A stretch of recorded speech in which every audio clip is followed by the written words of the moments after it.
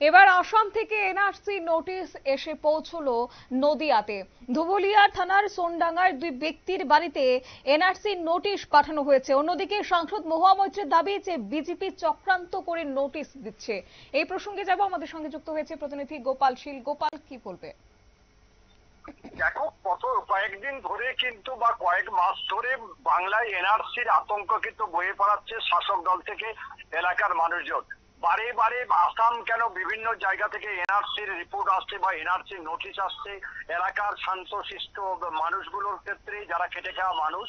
এবারও সেই একই ঘটনা ঘটেছে দক্ষিণ ইতিমধ্যে নদিয়া এলাকার দুজনের নামে আসাম থেকে একটি এনআরসির নোটিশ এসেছে এবং সেই নোটিশে তারা বলা হয়েছে তারা হচ্ছে বিভিন্ন জায়গা থেকে তারা অনুপ্রবেশ করেছে। কেন তাদের নামে এনআরসি এলো সেই নিয়ে আতঙ্কে রয়েছে পরিবার। এর মধ্যে বিধায়ক মন্ত্রী উজ্জ্বল বিশ্বাসের সঙ্গে তারা সাক্ষাৎ করেছেন এবং মহুয়া মৈত্রের সঙ্গে সাক্ষাৎ করেছেন। তবে এই এনআরসি জুজু ইতিমধ্যে কিন্তু বাংলার বিভিন্ন মানুষকে তাড়িয়ে বেড়াচ্ছে। কারণ তুমি জানবে 2026 বিধানসভা নির্বাচনের আগে সবাই কিন্তু এসআইআর করছে, এসআইআর মধ্যে আবার এনআরসিটাও ঢুকছে। কারণ শাসক দল বিভিন্ন জায়গায় প্রচার করে বেড়াচ্ছে যে এনআরসিটা আসলে এসআইআর এর একদম বিষয়বস্তু, দুজনে এপিডোপিট বৈমাত্রী ও ভাই, এই নিয়ে প্রচার চলছে। তার মধ্যে মানুষের আতঙ্ক ছড়িয়েছে। যাই হোক না কেন, এখন দেখার প্রকৃত কি ঘটেছে। তবে বিজেপির দিকে আঙুল তুলেছে শাসক দল। ধন্যবাদ। আপনারা শুনলেন আমাদের প্রতিনিধির বক্তব্য, এবং অন্যদিকে এই প্রসঙ্গে বক্তব্য কি উঠে আসছে শোনাবো। তোমার আসাম থেকে নোটিশ এসছে। আমরা কিসের নোটিশ বলে আসাম থেকে? হ্যাঁ, দিয়ে তারপর আমি বাড়ি আসলাম। বাড়ি এসে আমি নোটিশে দেখলাম।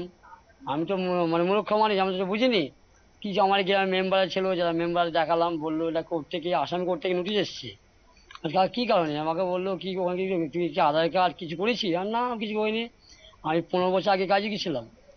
কাজে গিয়ে আমি 16 দিন ছিলাম। 16 দিনের মাথায় আমি বাচ্চা ছিলাম। এত বছর যে পর যে নোটিশ আসবে, আমি ভাবতে পারছি না যে এটা কিসের নোটিশ। হ্যাঁ, মানে আমি পুরো।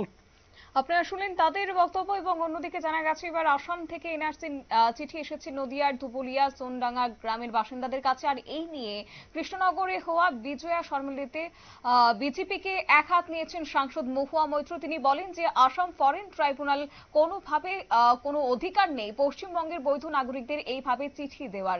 এটা বিজেপির খেলা। ভোটের আগে প্রত্যেক এলাকায় গিয়ে বিজেপির আগুন লাগানোর একটা খেলা মাত্র। আর এটা বিজেপির চক্রান্ত বলে তোপ দেখেছেন সাংসদ মহুয়া মৈত্র। নিয়ে নিচ্ছি ছোট্ট একটি বিজ্ঞাপন বিরতি, সঙ্গে থাকুন।